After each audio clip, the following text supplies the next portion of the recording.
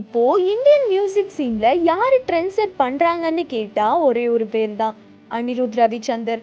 2011ல வந்த why this Kolaveri Di ஒரு song இல்ல, அது ஒரு வைப். அந்த குவாக்கி lyrics, simple tune, funny emotion எல்லாமே சேர்ந்து அந்த மியூசிக் வேர்ல்ட்ல வைரலானது. அந்த ஒரு ட்ராக்லயே அனிருத் ப்ரூவ் பண்ணிட்டாரு. அதுக்கப்புறம் அவர் literally unstoppable. Kaththi, Vivegam, Master, Jailer, எந்த மூவி எடுத்தாலும் அனிருத் மியூசிக் வந்தா தியேட்டர்ல வைப் லெவல் டிஃப்ரெண்ட். சவுத்ல டாமினேட் பண்ண அவர் இப்போ பாலிவுட்லயும் என்ட்ரி கொடுத்திருந்தாரு. ஷாருக் கான் ஜபான்ல அந்த ஃபிலிம்ல வந்த சலாயே ரொமான்டிக் சாங்ல அனிருத் பிரில்லியன்ஸ், சாஃப்ட் ரிதம், அர்ஜென்டின் வாய்ஸ், சோல்ஃபுல் மெலடி எல்லாமே பெர்ஃபெக்ட் காம்போ.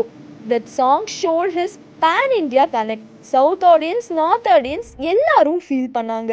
அரபிக் குத்து, அது இன்டர்நெட் பிரேக் பண்ண ஒரு பாட்டு.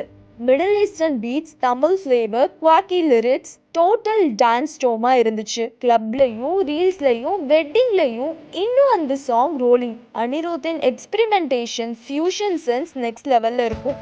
அப்புறம் பாத்தி கம்மி, ஒரு சாங் இல்ல, ஒரு ஃபெஸ்டிவல் மாதிரி இருந்துச்சு.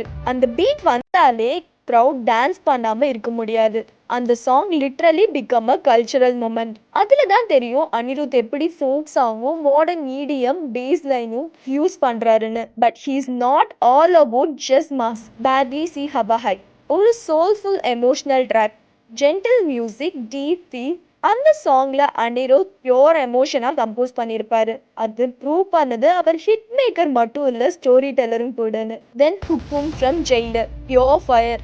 ரஜினிகாந்த் எனர்ஜிக்கு மேட்ச் ஆக கம்போஸ் பண்றது ஈஸியான விஷயம் இல்லை, ஆனா அனிருத் பண்ணியிருக்காரு. தண்டரஸ் ட்ரம்ஸ், பவர்ஃபுல் கோரஸ், அந்த சாங் லிட்டரலி மாஸ் ஆந்தம் ஆகிடுச்சு. சுட்டுமல்லே ஃப்ரம் தேபாரா பார்ட் 1, அந்த சாங்ல காதலும் லாங்கிங் மெலடியும் பெர்ஃபெக்ட் பேலன்ஸா இருந்துச்சு. ட்ரெடிஷ்னல் சாங்ல மாடர்ன் டச் கொண்டு வர்றது சாதாரண விஷயம் இல்லை, அதுதான் அனிருத்தோட ஸ்டைல். இப்படி பார்த்தா அனிருத் ரவிச்சந்தர் ஒரு கம்போசர் மட்டும் இல்லை, ஒரு பிராண்ட், ஒரு வைப். அவர் மியூசிக் வந்தா ட்ரெண்ட் கிரியேட் ஆகுது.